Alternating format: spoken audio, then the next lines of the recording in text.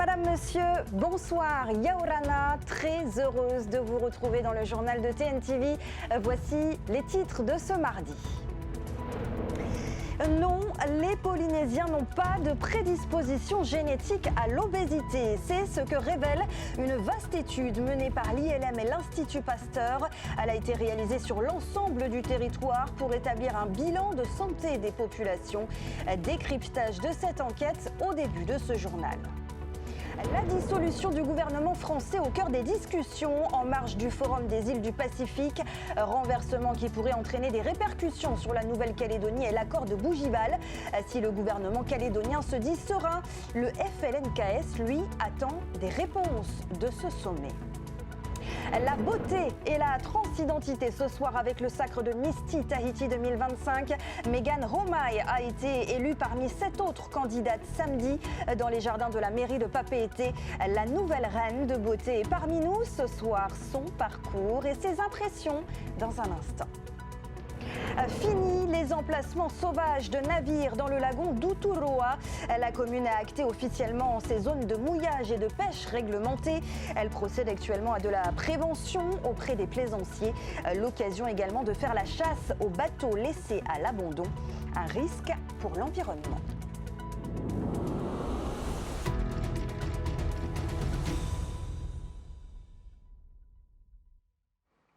Obésité, virus et immunité. Près de 2000 Polynésiens ont donc été passés au crible par l'Institut Louis Mallardet et l'Institut Pasteur.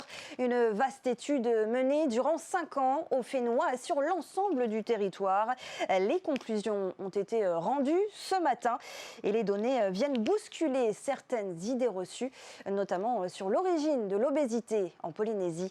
Jantinurua et Tauhiti Tauniwamusan. Dengue, chikungunya ou encore hépatite B, ces maladies infectieuses ont été scrutées à la loupe par les chercheurs de l'ILM et de l'Institut Pasteur. Objectif, dresser un état des lieux de la santé des Polynésiens en tenant compte des réalités de vie d'un archipel à l'autre et donc une exposition aux maladies différentes, des résultats présentés aux instances du pays et de l'État et qui révèle des disparités dans la prise en charge des populations. Le virus de l'hépatite B, c'est malheureusement un facteur de risque important du cancer du foie. La Polynésie française a mis en place la vaccination à la naissance depuis 1996, mais on s'aperçoit malheureusement qu'il y a quand même encore des gens qui sont porteurs du virus, particulièrement ce qui se passe aux Australes et aux Marquises, où là on a encore un taux de prévalence plus élevé de l'infection par le virus de l'hépatite B. L'étude s'est aussi penchée sur les maladies non transmissibles, comme le diabète et surtout l'obésité, longtemps perçue comme une fatalité génétique chez les Polynésiens. Cette idée est désormais écartée grâce aux analyses, ce qui devrait permettre d'orienter les politiques de santé. Le patrimoine génétique polynésien, au final, n'a pas de prédisposition forte, ce qu'on appelle aux maladies non transmissibles, que sont l'obésité et le diabète notamment. Il faut casser ce cliché-là.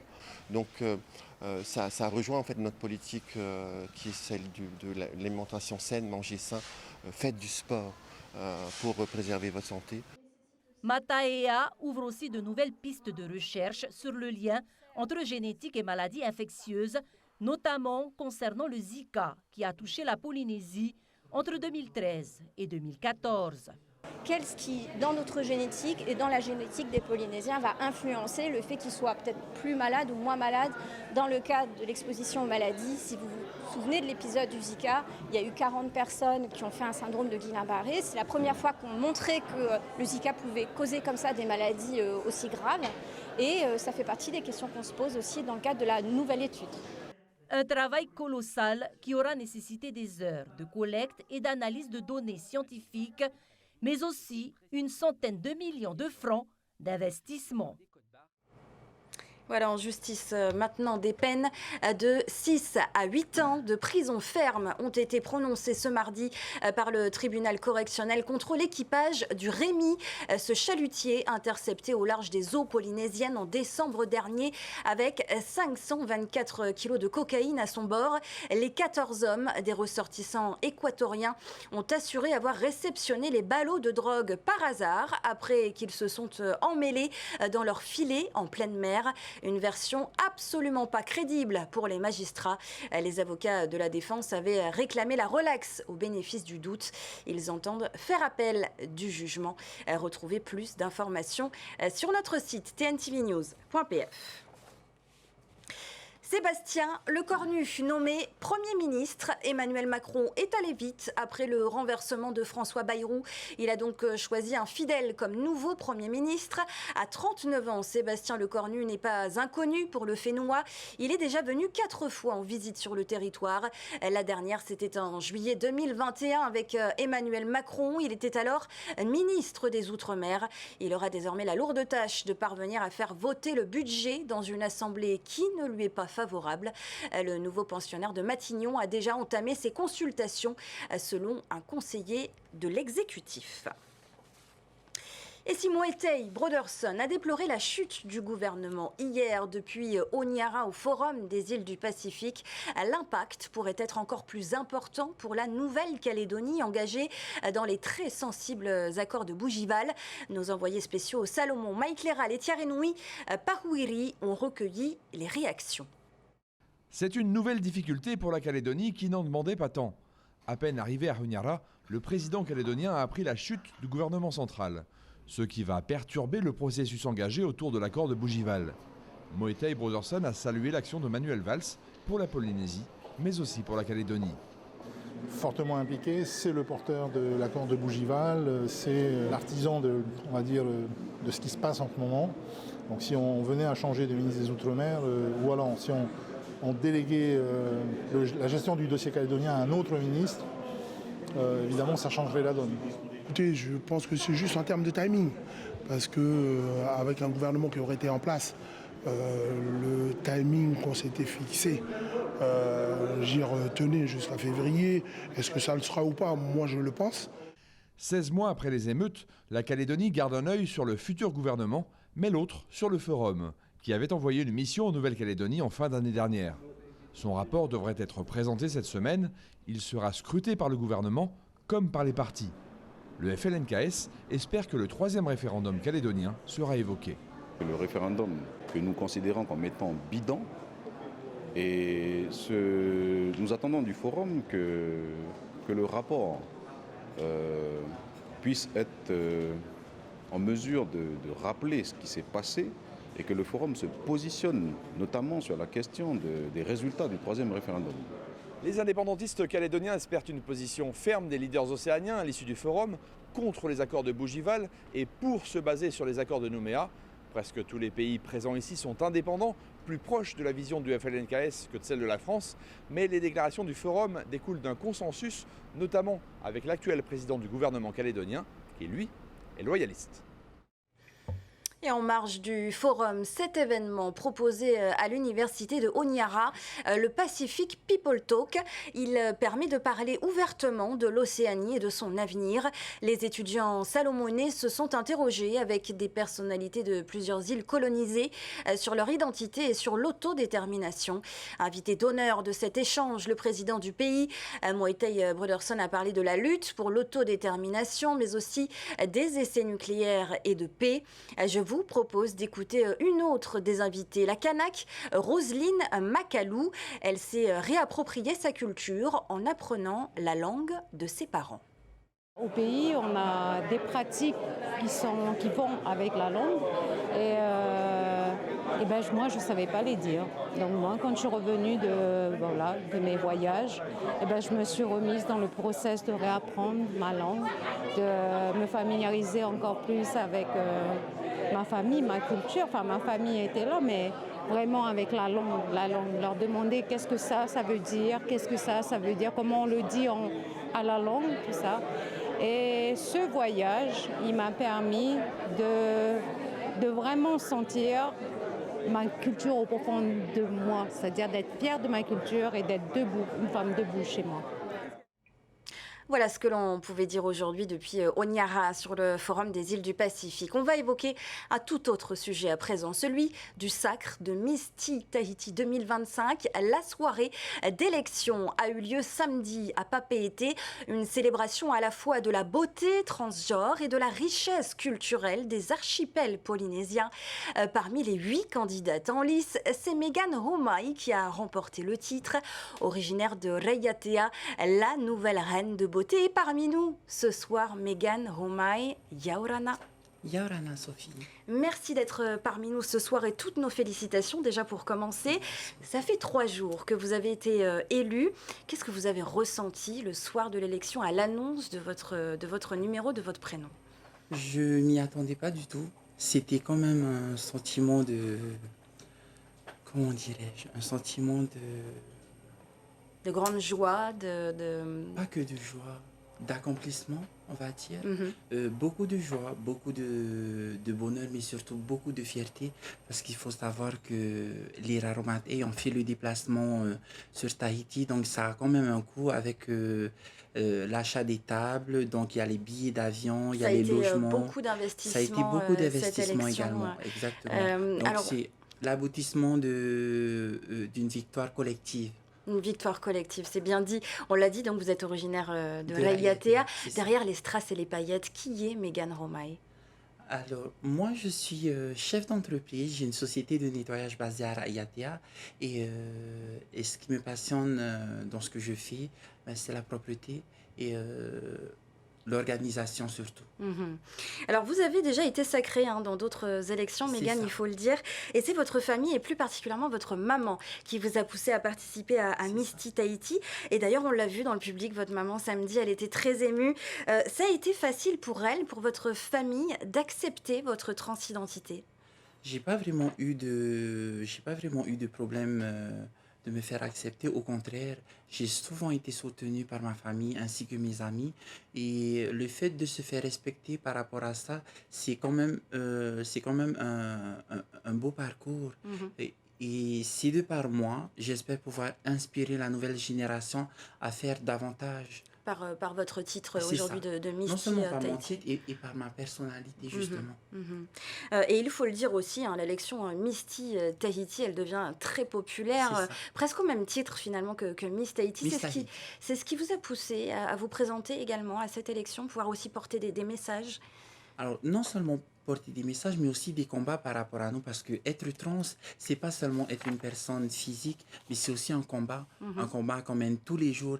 Ça n'a pas encore été totalement accepté à 100%, mais on va dire qu'on s'est battu, aujourd'hui on est à 60%, on va dire, donc il va quand même rester les 40% de ce combat afin d'aboutir à quelque chose. Et je pense, et je le souhaite vraiment, apporter les 40% restants de ce combat à tout le long de mon règne. Et est-ce que vous pensez que réellement le regard sur la transidentité en Polynésie a changé? On voit qu'il y a beaucoup de documentaires, il y a beaucoup de débats, des expositions même, mais est-ce que réellement la situation a évolué?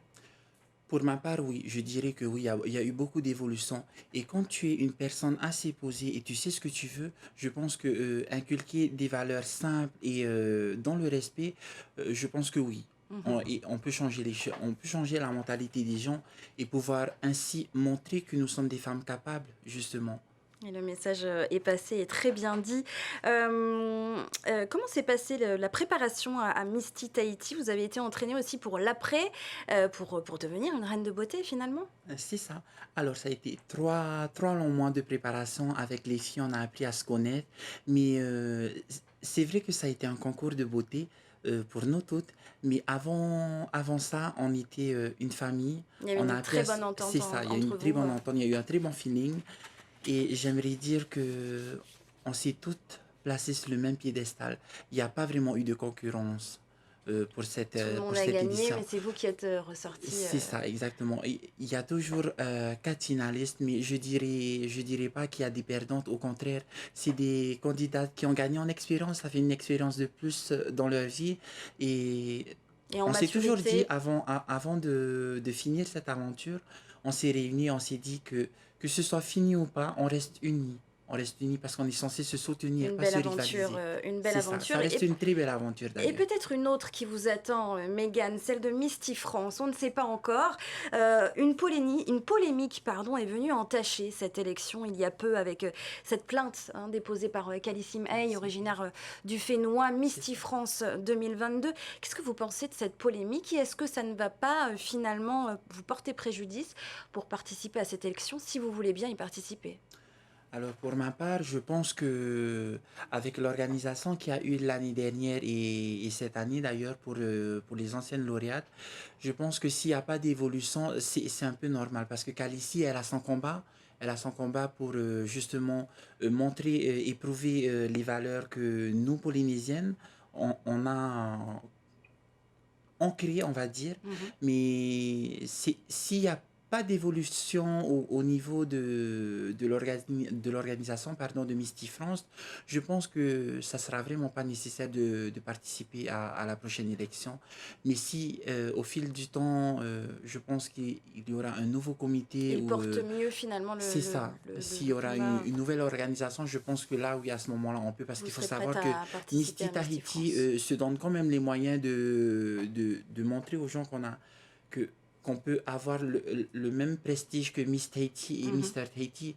Donc maintenant, à Misty France, il faut également donner les moyens de pouvoir avoir une élection de grand prestige. Comme ça, il y a un très bon suivi derrière. Très bien dit, merci beaucoup. Merci. Mégane Romaï d'avoir été notre invitée ce soir. Merci à vous. Je profite de l'occasion pour faire une petite dédicace à toutes les personnes qui m'ont soutenu, à toutes les personnes qui ont soutenu notre cause, mais surtout à tous mes sponsors, Vahini Summer, Tiki Car et tout le reste. Et tous les autres sponsors. Le message est passé. Merci beaucoup. Merci encore à vous, Mégane. Et bon courage pour la suite. Merci. Le Conseil des ministres l'avait acté le 23 juin dernier et c'est désormais officiel. La commune de Uturoa a défini ses zones de mouillage et de pêche. Dans le cadre de son Rahoui, jeter l'ancre hors zone est donc désormais interdit et passible d'une amende. Mais avant, la municipalité a procédé à de la prévention auprès des plaisanciers. Une opération qui a permis de révéler plusieurs infractions sur le lagon. Jessica Doucet. Ar Eyatia, jeter l'ancre librement, s'est terminé avec la mise en place de la zone de pêche réglementée Rahuino Uturoa. 3 zones de mouillage seulement sont désormais autorisées, dont une exclusivement réservée aux professionnels du yachting. La municipalité a choisi de privilégier la prévention avant la répression. Première étape, rencontrer les propriétaires d'embarcations pour les informer. On a installé des zones spécifiques de mouillage. On a décidé avec Tamana d'essayer de mettre en application les arrêtés qui ont été votés en juillet de cette année pour qu'on puisse commencer par cette mission d'information de façon à ce que tous les plaisanciers et les voiliers sur l'eau puissent avoir les documents officiels, les 2 arrêtés avec les cartes et les positionnements GPS. Comme ça, dans ce sens-là, ils sont informés de la légalité des choses qui sont mises en place sur le lagon de la commune d'Uturoa. Aujourd'hui, pour cette campagne, une 60aine de voiliers ont été visités, qu'ils soient occupés ou non. Les agents ont relevé les positions GPS afin de pouvoir vérifier lors d'un second passage si certains navires ont bougé ou persistent dans des zones interdites. Oui, chaque bateau qu'on a visité, on a pris le point GPS, une photo de son immatriculation et de son identité, de façon à ce on va revenir la semaine prochaine pour refaire cette même campagne-là, de façon à ce que tous les bateaux et les voiliers aient les 2 documents. On a un problème pour ça, parce qu'on vient de constater qu'il y a une dizaine de bateaux qui n'ont aucune immatriculation, aucun nom. Mais cette mission d'information a aussi permis de mettre au jour de véritables infractions. Mouillage sauvage, une dizaine de voiliers non immatriculés, 5 bateaux laissés à l'abandon et un cas plus grave relevant du pénal. Que des démarches administratives seront faites derrière en collaboration directement avec la DEPAM. Pour moi, la priorité, c'est ces bateaux abandonnés qui représentent en fait un danger pour la sécurité publique et pour l'environnement également, avant qu'ils ne coulent. Ensuite, on reviendra pour tout ce qui est bateaux, je dirais fantômes, qui n'ont aucune immatriculation, aucun nom, aucun pavillon. Dans 2 semaines, place à de nouveaux contrôles, cette fois assortis d'amendes pour les récalcitrants. Mais la commune insiste, au-delà des sanctions, il s'agit avant tout de préserver le lagon et la sécurité de tous les usagers de la mer. En sport, à présent, la compétition n'avait pas eu lieu depuis 2017. Les Océania Elite sont annoncés la semaine prochaine. L'événement rassemblera les meilleurs boxeurs du Pacifique dans la salle Makonena à Tiparui. Pour la première fois, ils partageront le ring et les prize money de plus de 10 millions de francs avec les femmes. 16 locaux tenteront de grimper sur la plus haute marche du podium. Tauhiti Nena compte sur les leaders Nike Gobre Cummings et Edith Tavanae pour mener Tahiti à la victoire. On l'écoute au micro de Joseph Poulain. Chaque boxeur sur le podium aura un prix allant de $2000 à $500.